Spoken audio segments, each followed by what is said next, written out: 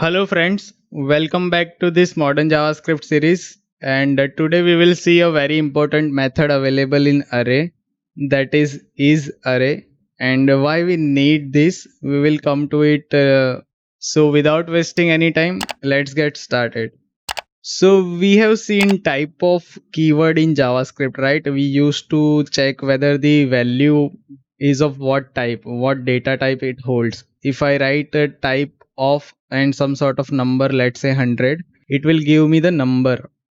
So if I write here type of any object here, it will give me object. Let me just run this so you can relate it.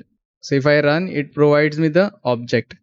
So if I write something like 90 here, and let us see what we are getting, number, that is correct, right? If I write strings here, so let me see what happens. So it provides me the string value. So this is very useful. Let me just write here console.clear and just clear this out. So string, yeah. So this type of is useful in each data type. If I write true here or false, it will provide me the boolean, correct? Let me show this to you, that if I write an empty object, we are getting this object here. So if I do the same thing with array, let us see what we are getting first of all, then we'll show another part here. So in arrays, we are also getting the objects. So if I run this, you can see type of empty object is also object and type of empty array is also object. So how can we figure out that whether the parameter or any other value or variable is array or not?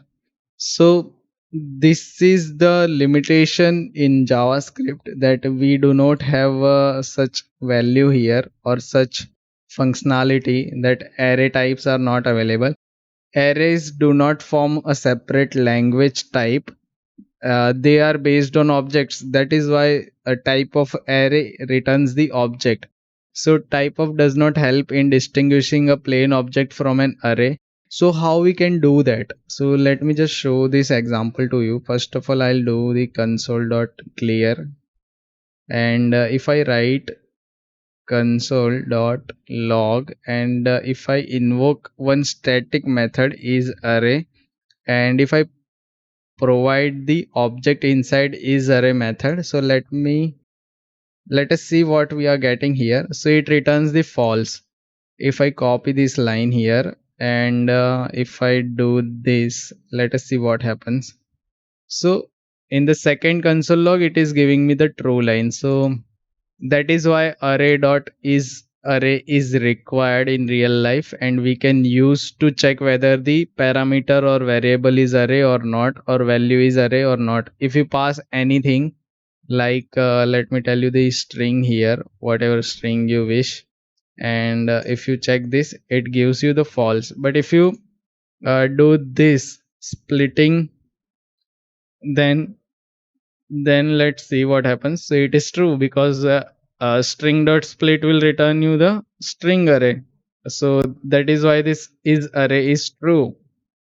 So this is how you can check the array type or array from any value, and you can perform certain operations there. So we'll see you in the next video.